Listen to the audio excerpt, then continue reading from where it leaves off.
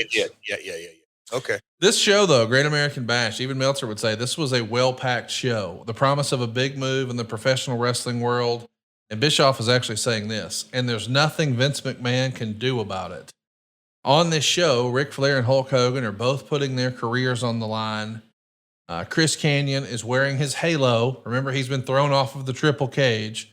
He's going to come out and turn on DDP during his ambulance match against Mike Awesome. The other matches on the show, we've got the Chronic defeating the Mama Lukes with Big Vito, wearing the WCW Hardcore title the whole match. G.I. Bro, who used to be Booker T, defeated Shawn Stasiak in a boot camp match, which is a 10 count match. Shane Douglas beat the Wall in a tables match. Scott Steiner won an asylum match over Rick Steiner and Tank Abbott when Rick stopped Tank from hitting his brother with a chain. That's important for later. And Hulk Hogan beats Kidman to earn his shot at the title the next month. What did you think at the time of the Hogan Kidman story? And what do you think about it with the benefit of hindsight? Well, at the time, I was mildly amused that I'm like, okay, Hulk's doing this. What an opportunity for Billy. Billy will sell his ass off. Billy Kidman, man, he's a hell of a worker. He could fly all around. And okay, but the story getting into it, and you could just kind of see real time that, oh man, this has potential. And then you could just kind of see that the air being let out of it. And wow, I don't really think this is going to do either guy any good. And obviously now, as we look back on it, it was because it was kind of a part of everything else that we've talked about. The silly title switches, the Booker T is GI Bro, and that just jumped off the page at me. Canyon and a halo 1 month, the next month, he's back. Mike Awesome in the bus, just kind of the overall vibe of the entire product was in reverse of what it had been.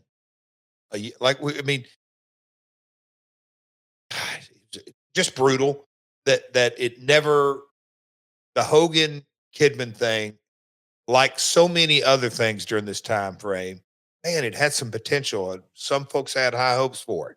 But the reality is it laid an egg like so many others. So listen, Rick has his career on the line too, just like Hulk did against Kidman.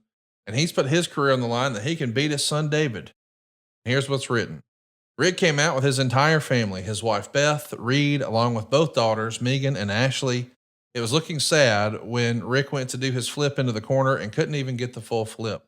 But aside from that, Rick showed his unbelievable abilities since this was far and away David's best match ever. Russo hit Rick with a baseball bat and handcuffed him. David used the figure four with Russo helping David with leverage. Reed Flair hopped the rail, but Russo pie-faced him down. Reed then gave Russo a low blow, got the handcuff key from him, which referee Charles Robinson finally got and unlocked Rick. Ashley then jumped Russo and locked him up with the handcuffs. Rick made a big comeback, chopping the hell out of Russo and David, and finished David off, with David taking the Flair slam off the top, a knee drop in the figure four. After the match, of course, Russo challenged Rick to a match with Rick's career back on the line at Nitro. And I can't believe this is real. Dave actually gave a David Flair match 2.5 stars. And how about this? This is the pro wrestling debut of Charlotte Flair. How about that? Conrad, I know it's family, but David Flair, the circumstances that they put that kid, yes. Boy, yeah. He couldn't rent a car. Criminal. It's, and I get it. That was his father and family. And hey, man, we got to get ratings. Had David had, I'm not even going to say a year, but just some time to really not perform in front of a microscope. Yeah. The guy succeeded. And I know this might be caught with criticism, but the amount of training and everything that goes with it, he didn't have 2 strikes against him. He had 3, because you're going against a vet, an old timer. Yes, it's his dad, but my gosh, man, it was just,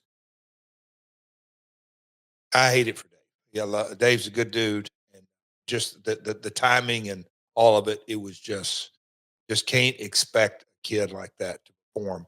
How old was he? Did you just say he couldn't rent a car? He's 20. That's just crazy. He's 20 and he's making six figures, and Stacy Keebler's his girlfriend. I don't want to hear any more about David Flair got a raw deal. David Flair, tell any 20-year-old, hey man, we'd like to pay you six figures to wrestle on television, and you don't have to worry about training or nothing. Just come on to TV, and we're going to give you $2,000 a week. And oh, by the way, I'd like to introduce you to your new girlfriend, Stacy Keebler. What 20-year-old dude you know turning that down? Nobody. You're right, but I mean, come on. For a career, he just was set up to fail. I hate him to this day.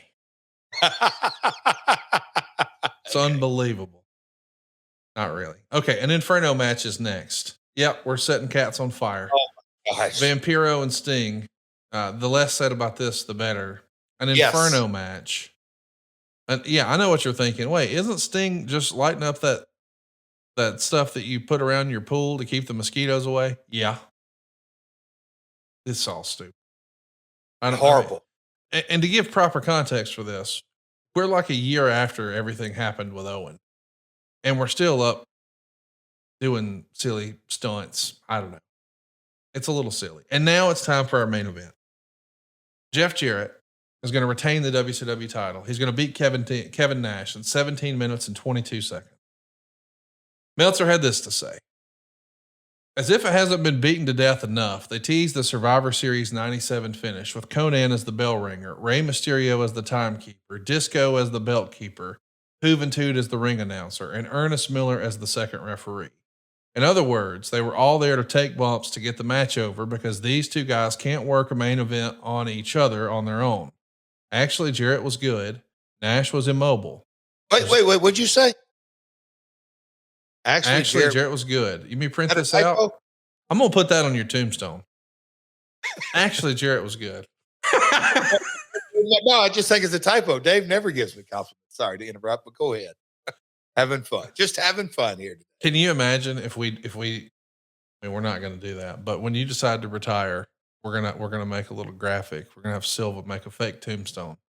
And it's going to have your career and put in quotes. Actually, Jarrett was good. And then beside it, put $1.25. Because that's what he gave this match. $1.25. Mysterio Jr. hit Nash in the knee with a chair. Jarrett went to work on the chair with the knee. Fans were already chanting for Goldberg, who was teased throughout the show, with Bischoff saying they weren't going to let him in, but they were still doing monster truck sightings. There's very little heat, but Jarrett did a good job on working over the leg, and the announcers, who on this night had a horrible product to call, did a very good job in this match. Finally, Jarrett gets the figure 4, and Madden's analysis here was really good, pointing out that Nash has had 3 reconstructive surgeries on that knee, and he's lucky to even be walking. After a rope break, Nash started to come back, and despite Jarrett doing a good job working over the knee, and Madden and Schiavone doing an even better job of selling it, he got up and didn't sell it at all for the rest of the match.